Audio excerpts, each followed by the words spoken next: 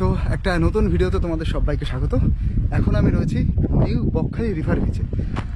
River beach অর্থাৎ যে রিভারটা তোমাদেরকে দেখাবো সেটা হচ্ছে হুগলি নদী।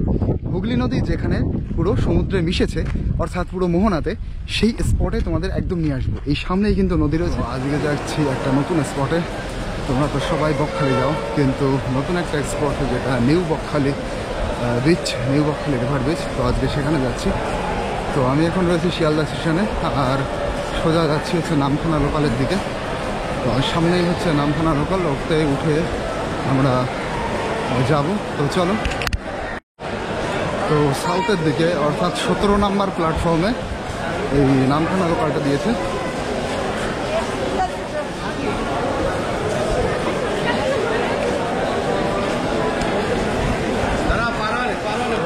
আর ভিড় দেখো, মানে এই ট্রেনটা এক্ষুনি আসলো। এই ট্রেনটা থেকে মানুষ দেখো কত মানুষ নেমেছে, আর এটাতে করেই আমরা যাব।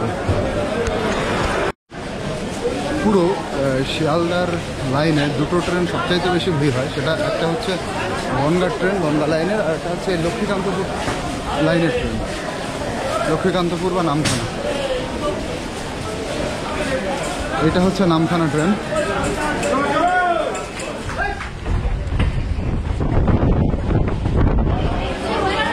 তো উকিলের হাট যেতে যেতে আমাদের ট্রেনটা লক্ষ্মীকান্তপুরে একটু দাঁড়ালো, আর লক্ষ্মীকান্তপুরে এখানে অনেকটা সময় দাঁড়ায়। এখানে ভাবছি এখান থেকে একটু ছোটোখাটো টিফিন করে নেবো। এই যে আমাদের ট্রেনটা দাঁড়িয়ে আছে। ঠান্ডা জল খাবে, ঠান্ডা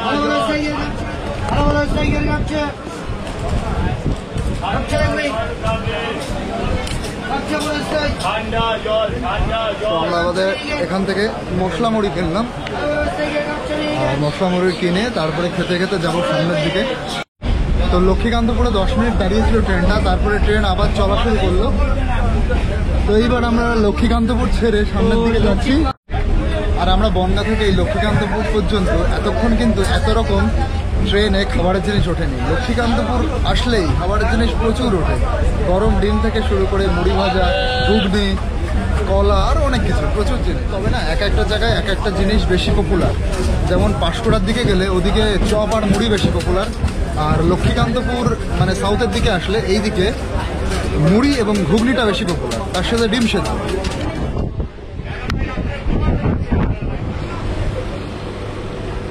তো এবার আমরা চলে এলাম কিন্তু উকিলের হাটে, আর এবার যাব হচ্ছে সেই নতুন নিউ বকখালি সি বিচ। ও তো চলো একটা নতুন বকখালির জায়গায় এবার তোমাদেরকে নিয়ে যাই। সব দিন তো তোমরা ওই পুরনো বকখালিতে যাও, তো নতুন বকখালি রিভার বিচ এটা কীরকম, কারণ এটা হচ্ছে গঙ্গার তীরে। তো সেই সুন্দর নান্দনিক দৃশ্যটা উপভোগ করতে আমিও যাচ্ছি, আর তোমাদেরকে নিয়ে যাচ্ছি। চলো তাহলে। দেখো এই যে স্টেশনটার নাম কিন্তু উকিলের হাট। একটা অন্য টাইপের আজগবি নাম, এই যে উকিলের হাট। দেখো, আচ্ছা এটা কোথা দিয়ে যেতে হবে, প্রথমে একটু ইনফরমেশন শুনতে হবে। কোথা দিয়ে নামবো দাঁড়াও শুনে নি। তবে কিছু মানুষ সামনে দিয়ে যাচ্ছে, বেটার হবে তাদেরকে ফলো করা। তো এক দাদার কাছ থেকে ইনফরমেশন নিলাম, এই সামনে যাচ্ছে, ওই যে ছাতা মাথায়। তো যাব হচ্ছে সামনে গিয়ে এইদিকে নেমে গিয়ে সামনে হয়তো মানে একটা বাজার মতন আছে যেখানে টোটো থাকতে পারে, ওখান থেকে যেতে হবে 3.6 কিলোমিটার। তো চলো, যদি কিছু না পাই তাহলে হেঁটে যেতে হবে, আর হাঁটা কোনো ব্যাপারই না। দেখো এখান থেকে হেঁটে যেতে হবে, এই মানে পাতির উপর দিয়ে বা এই সাইড দিয়ে হেঁটে যেতে হবে। ওই যে ঢালাই রাস্তা, ওই ঢালাই রাস্তা দিয়ে নিচে যেতে হবে। এই দেখো উকিলের হাট, কি অদ্ভুত নাম, উকিলের হাট। দেখো এই রেল লাইনের পাশ দিয়ে হেঁটে যাচ্ছি। এই নামখানা লাইনের এই দিকের রেল লাইনটা কিন্তু মানে লক্ষ্মীকান্তপুরের পরে এটা সিঙ্গেল লাইন। দেখো অন্য যে লাইন করবে তার এখনো কিছু দেখছি না। এই যে সামনে যে একটা রোড, এই রোড ধরে আমাদের এই দিকে যেতে হবে। তো চলো। তো উকিলের হাটের এটা কিন্তু বাজারের মোড়। দেখো কেমন বাজার, একদম কেউ নেই, মানে পুরো ফাঁকা। আর রোদ কিন্তু প্রচণ্ড, এখন মনে হয় এখানে 40 ডিগ্রির আশেপাশে তাপমাত্রা হবে। তো আমরা 3 জন রয়েছি, একসাথে 3 জন এসছি এখানে এক্সপ্লোর। তো আমরা কিন্তু সেই হাঁটতে মানে স্টেশন থেকে হাঁটতে উকিলের বাজারের দিকে এলাম। আর বাজার থেকে এসে দেখো এই সোজা হেঁটে আসলাম। আর এবার এখানে কিন্তু টোটো নিলাম, আর টোটো নিয়ে এখান থেকে আমরা নিউ বকখালি রিভার বিচের দিকে যাচ্ছি। আমাদের 3 জনকে নিচ্ছে 90 টাকা, এখান থেকে 3 কিলোমিটার মতন। তো চলো এবার দেখো আমরা মেইন রাস্তা থেকে এবার কিন্তু কোয়াড্রাডের রাস্তার দিকে চলে এসেছি। এটা কিন্তু ছোট রাস্তা, আর রাস্তাটা কিন্তু বেশ খারাপও।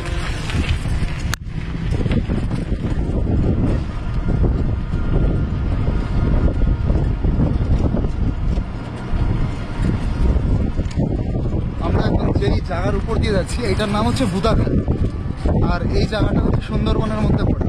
সবচাইতে বড় প্রমাণ হচ্ছে সুন্দরবনের প্রতিটা এরিয়ায় খালি নামে পরিচিত, এই জায়গাটার নাম বুদাখালী। আপনার একটা বেশ বেশ সেই পরিচিতি ব্যাপারটা আবার মনে পড়ে গেল খালিটা শুনে। আর এরকম পরিবেশ সেই সুন্দরবনের একই টাইপের পরিবেশ, এরকম মাটির বাড়ি, টালির চাল, আর প্রতি বাড়ির সামনেই এরকম দেখছি পুকুর আছে। সুন্দরবনে যেরকম পুকুর দেখেছিলাম এখানেও কিন্তু সেরকম কিছুটা ছাপ পাচ্ছি, সম্পূর্ণ না হলেও, তবে এখানেও সুন্দরবনের একটা অংশ আছে।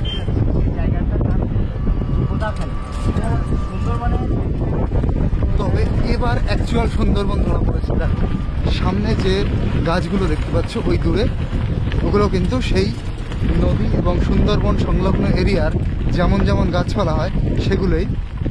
তো আমরা আমাদের স্পটে পুরো পৌঁছে গেছি। এটাই তো।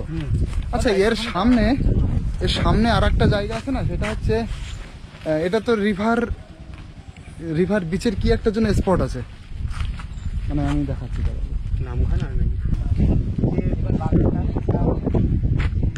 আর এই সুন্দর রাস্তা ধরে একদম এসছি, আর পাশ দিয়ে দেখো কিছু গাছ আছে, এই গাছগুলো কিন্তু ছাতিম গাছ। আর যে এরিয়াতে রয়েছি এই এরিয়াটাও কিন্তু সুন্দরবনের মধ্যে পড়ে, আর এই এরিয়াটার নাম হচ্ছে বুধাখালী। খালি এই যে নামটা, ওয়ার্ডটা, এটা কিন্তু সুন্দরবনের বিভিন্ন এরিয়ার নামের পিছনে খালি লাগানো থাকে। বুধাখালী, ঝড়খালি, সজনেখালি, সব এরকম খালি থাকে। তো এখন চলে এসেছি বুধাখালী, আর যে জায়গাটা রয়েছি এটা হচ্ছে নিউ বকখালি রিভার বিচ। এটার নামও বকখালি দেওয়া হয়েছে। যেটা বকখালি ফেমাস সেটা হচ্ছে Bakkhali sea beach. New Bakkhali river beach এটা তোমাদেরকে দেখাবো। আর এই যে স্পটটা দেখাচ্ছি, এই দেখো যে রিভার বিচ বা সি বিচের পাশে যেরকম ধরনের গাছ থাকে, মানে দেখো এই যে কি বন ঝাউ, যেগুলো সেই বন ঝাউয়ের গাছ কিন্তু এগুলো। আর এইটা কিন্তু একটা ফেমাস পিকনিক স্পট। তোমরা এই এরিয়াটা দেখলে বুঝতে পারবে কত মানুষ এসে এখানে পিকনিকের জন্য থালা টালা, দেখো মানে কাগজের যে প্লেট সেগুলো ছড়ানো ছেটানো রয়েছে। জায়গাটা একদম নোংরা করে দেওয়া হয়েছে, সেরকম পরিষ্কার করে রাখা হয়নি। আর সামনে দেখো জাহাজ যাচ্ছে, ওই দেখো এই যে এই নদীর এখান দিয়ে কিন্তু জাহাজ যাচ্ছে, ওই যে।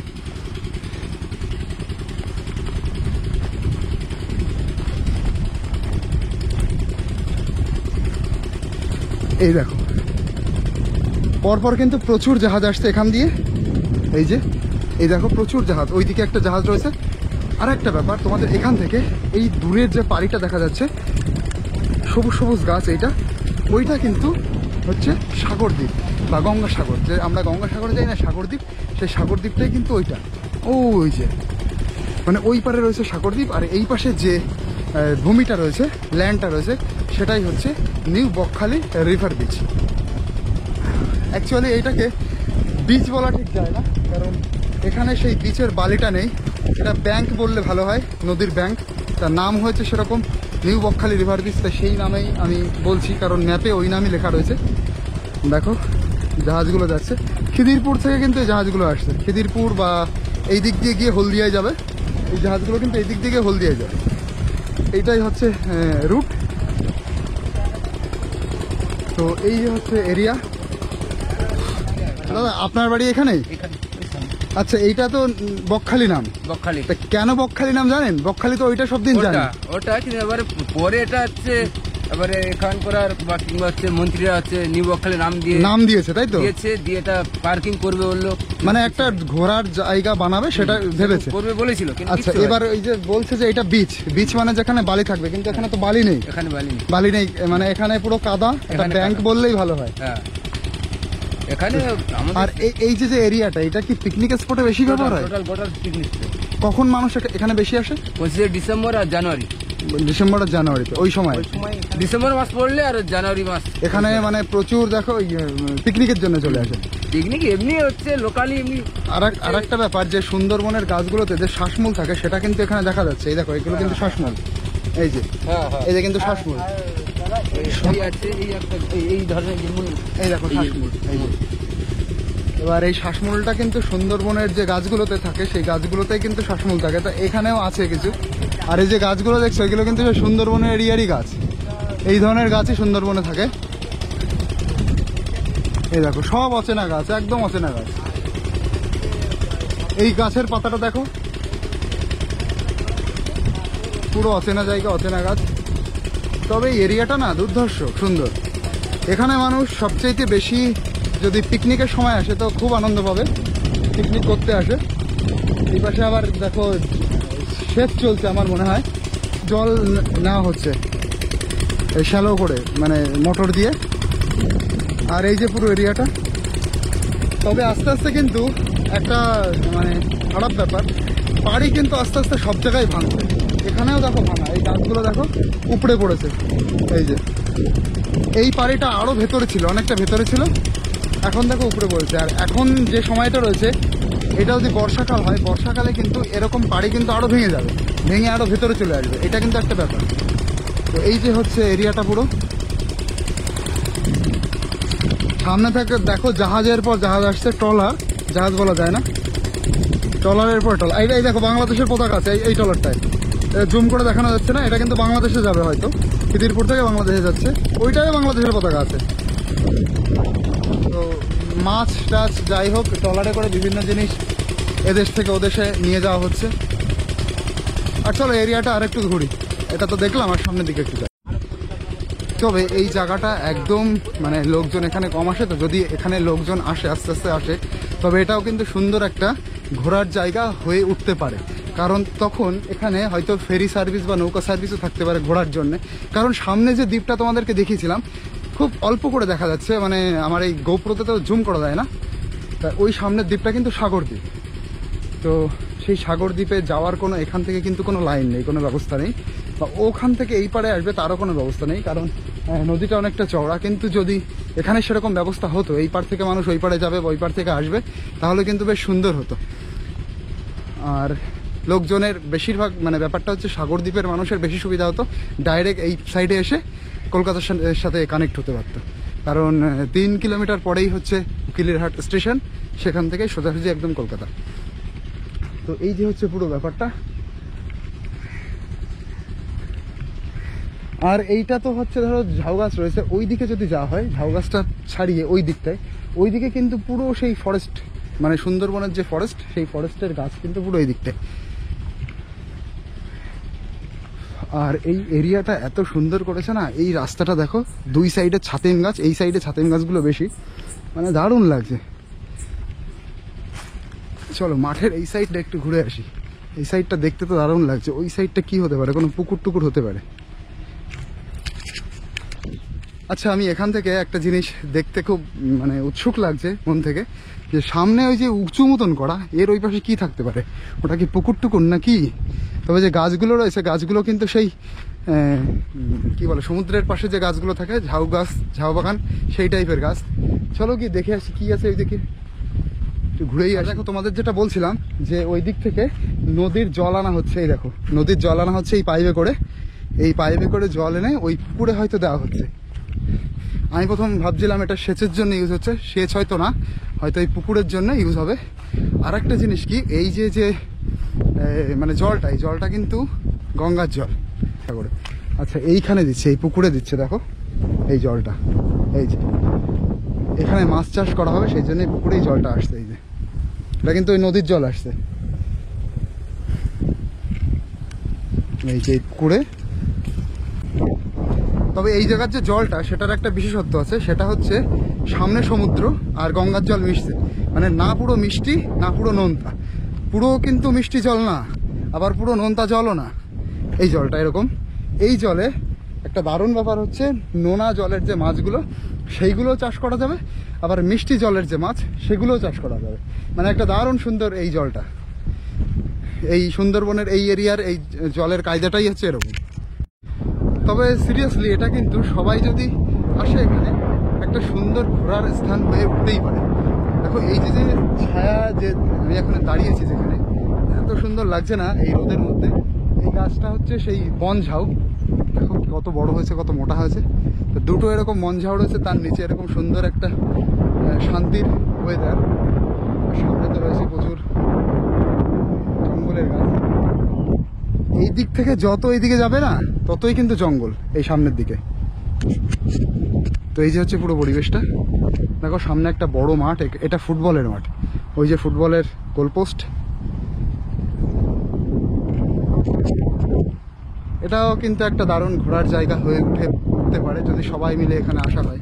এই জায়গাটায় দেখো এক জায়গায় এতগুলো নিম গাছ, এগুলো কিন্তু সব নিম গাছ। এই দেখো নিম পাতা একসাথে এত মানে এত গাদা নিম গাছ কি করে হলো এক জায়গায়।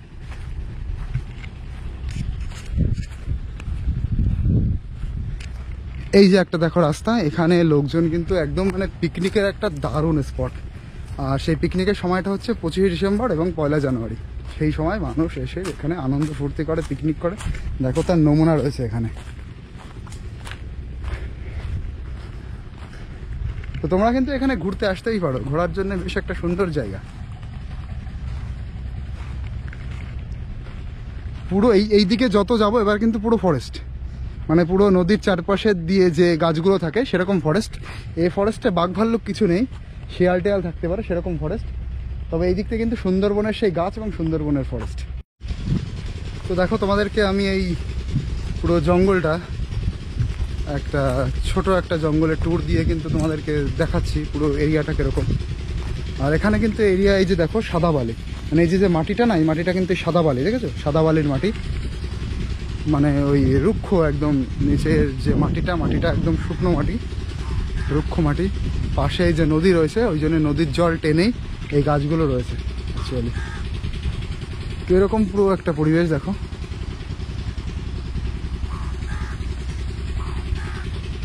ঘোরার জন্য কিন্তু একদম অসাধারণ জায়গা। নতুন জায়গায় যদি ঘুরতে আসার ইচ্ছা হয় সেটা কিন্তু একটা দারুণ হবে। তাহলে কাকার পেশা কি? আমার পেশা এখন বর্তমান হচ্ছে মানে ক্ষেত মজুরি, খেটে থাকি। ও ক্ষেত মজুরে। আর এই নদীতে মাছ ধরা হয় তো? আমার আগে ছিল, এখন নেই। মানে অন্য লোকজন কি আসে মাছ ধরতে? নৌকা নিয়ে মাছ ধরে নাকি? নৌকা নিয়ে ধরে, এখন নৌকোর এটা আর নেই। এখন এই সব মানে এই যে বাঁশ ফাঁস আছে না, বাঁশ, ওই বাঁশে বেঁধে জাল দিয়ে ধরা হয়। ও বাঁশে বেঁধে জাল দিয়ে ধরা হয়। কি মাছ ওঠে এখানে?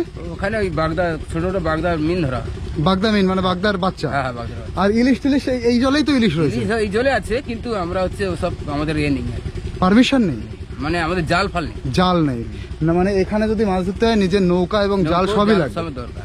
মানে এইটা আমি বলছিলাম, আমি যখন মানে সুন্দরবন অথবা সাগরদ্বীপে গেছিলাম, তো ওইখানের মানুষের কিন্তু এরকম আছে, জাল আছে, মাছ ধরার মানে সম্পূর্ণ ব্যবস্থা আছে, নৌকা আছে। তো এখানকার মানুষের সেইটা নেই। সেইটা যদি থাকতো তাহলে কিন্তু সামনে এত সুন্দর নদী রয়েছে, মানে মাছের পুরো একটা খনি রয়েছে, সে খনির তারা ইউজ করতে পারছে না। তাহলে এটা আপনাদের করার ইচ্ছা হচ্ছে না কেন এত পাশে থেকে?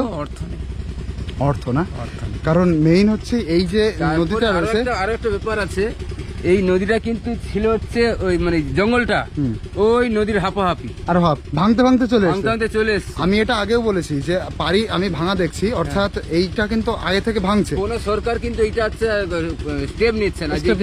এরপরে যে গ্রামবাসী যে কোথায় যে উঠে পর কত যা ভেঙে আসছে ও চলে যাবে মোটামুটি। আচ্ছা, যেই রাজ্য সরকার কেন্দ্র সরকার কেউ হচ্ছে এইটা কিন্তু একটা সমস্যার ব্যাপার।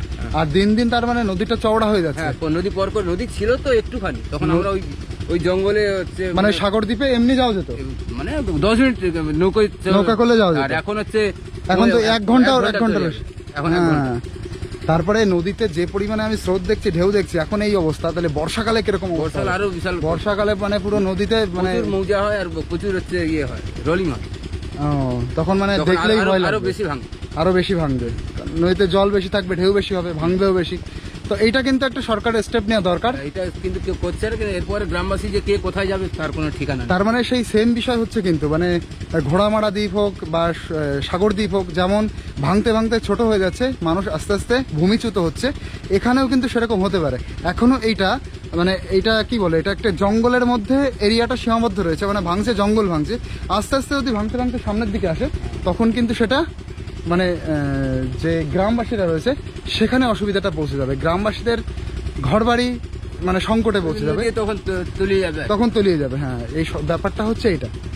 তো এটা কিন্তু একটা সরকারের স্টেপ নেওয়া অবশ্যই উচিত, মানে পুরো আমাদের গ্রামবাসীরা অনেকটা ভালো জায়গা তৈরি করতে পারে, মানে পুরো সুন্দরবন দিয়ে এই নদী বাঁধানোর কাজটা কিন্তু অবশ্যই জরুরি, নইলে কিন্তু আস্তে আস্তে পার ভেঙে যাচ্ছে আর আস্তে আস্তে ভূমি সংকুচিত হচ্ছে, নদী এরিয়া বেড়ে যাচ্ছে। এটা কিন্তু একটা সমস্যার বিষয়। তো চলো আরেকটু নদীটা দেখে আসি অল্প একটু। দেখো এই যে ঢেউগুলো আসছে, এই ঢেউটা তোমরা জাস্ট অনুভব করো, এটা বর্ষাকালে কিরকম জলের লেভেল বাড়বে এবং ঢেউটা আরো বেশি বাড়বে, ঢেউটা বেড়ে তখন কিন্তু এই ভাঙনটা আরো বেশি হবে। ওই দাদা যেটা বলছিল সেটা হচ্ছে এই নদীর মানে পুরো ওই যে জাহাজটা যাচ্ছে, জাহাজেরও আরো ওই সামনে থেকে এই এরিয়াটা ছিল, মানে এই জঙ্গলটা, এই পাড়িটা ছিল, সেটা ভাঙতে ভাঙতে কিন্তু এতদূর চলে এসছে। তাহলে তোমরা ভাবো এটা ভবিষ্যতে আরো ভাঙতে ভাঙতে সামনের দিকে চলে যাবে, তখন কিন্তু অবস্থাটা বেশি খারাপ হবে। তো এই যে হচ্ছে ঢেউ, সামনে থেকে এই যে জাহাজ আসছে, এই যে হচ্ছে এরিয়াটা, আর সামনে যে তোমাদেরকে মানে একটা দ্বীপ দেখা যাচ্ছে সামনে, ওটাই হচ্ছে সাগর দ্বীপ। ওই সাগর দ্বীপে আগে এই দ্বীপ থেকে ওই দ্বীপে মানুষ নৌকা চালিয়ে যেত, 10 মিনিট সময় লাগতো, এখন কিন্তু 1 ঘন্টারও বেশি সময় লাগবে, এতটাই চওড়া হয়ে গেছে এই জায়গাটা। আর এটা দেখো ভারত বাংলাদেশের মানে পরিবহন ব্যবস্থার একটা ট্রলার, সবই ভারত বাংলাদেশে যায় সেরকম একটা ট্রলার। তো চলো এবার আমাদের টোটোর যে দাদা, সেই দাদা ওয়েট করছে, এবার তাহলে যাই আমরা সেদিকে। তো এইটা হচ্ছে নিউ বকখালি রিভার বিচ। তো যাই হোক, ভিডিওটা কেমন লাগলো জানিও, টাটা।